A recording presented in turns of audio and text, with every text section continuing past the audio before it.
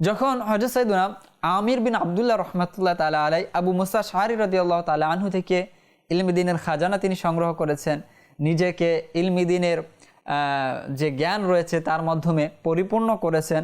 এই ইলমে দ্বীন অর্জন করার পর তিনি নিজের জীবনের যে সময়টা রয়েছে সেটা তিনি 3টি কাজের জন্য ওয়াকফ করে দিয়েছিলেন, যে আমার জীবন আমি এই 3টি কাজের জন্যই ব্যয় করব। সেই 3টি কাজ কি রয়েছে তিনি বলেন, প্রথমত হচ্ছে যে দূর দূরান্ত থেকে যে সকল মানুষ বসরায় ইলমে দ্বীন অর্জনের জন্য আসে তাদেরকে ইলমে দ্বীন শেখানো। বসরাকে হযরত সাইয়েদনা ওমর ফারুক রাদিয়াল্লাহু তাআলা আনহু তাবলীগ ও তালিমের মার্কাজ হিসাবে তিনি ঘোষণা করেছিলেন।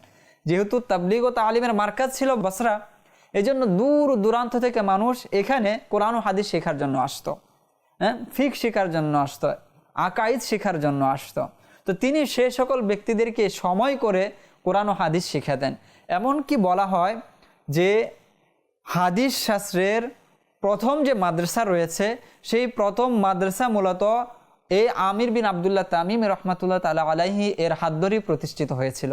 তিনি সময় করে মানুষদেরকে ইলমে হাদিস শেখাতেন, যার ফলে বসরা ইলমে হাদিসের প্রথম মাদ্রাসা হিসাবে প্রতিষ্ঠিত হয়ে গিয়েছিল। এটা ছিল তার প্রথম কাজ।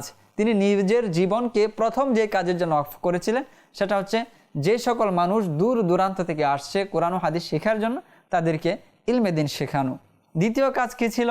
দ্বিতীয় কাজ ছিল এই যে ইলিম অর্জন করেছে এই ইলিমকে আমলে পরিণত করা, যা শিখেছি তা আমলে বাস্তবায়ন করা। এটা তিনি নিজের জীবনের জন্য অপরিহার্য করে নিয়েছিলেন। এই কাজের জন্য তিনি নিজের জীবনকে ওয়াকফ করে দিয়েছিলেন। যখন রাত গভীর হতো, মানুষ ঘুমিয়ে থাকতো, নির্জন পরিবেশ হতো, তখন তিনি এই ইলিম মোতাবেক আমল করতেন। রাত দাঁড়িয়ে দাঁড়িয়ে দাঁড়িয়ে দাঁড়িয়ে রবের সন্তুষ্টি অর্জনের তিনি চেষ্টা করতেন। এটা ছিল তার দ্বিতীয় কাজ। তৃতীয় কাজ ছিল আল্লাহু আকবার কাবীরা, একজন ব্যক্তি মানুষকে শেখাচ্ছেন, নিজে আমল করছেন।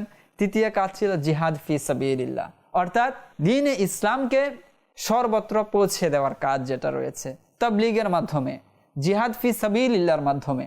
তো যখনই কোনো জায়গা থেকে ডাক আসতো যে অমুক জায়গায় যেতে হবে, ইসলামের শত্রুরা ইসলামের প্রতি আক্রমণ করেছে, তখন তিনি সব কিছু ছেড়ে দিয়ে সেই ডাকে সাড়া দিয়ে চলে যেতেন, নিজের জীবনকে তোয়াক্কা না করে। তো এই 3টি কাজের জন্য তিনি নিজের জীবনকে ওয়াকফ করে দিয়েছিলেন। আল্লাহু আকবার কাবীরা।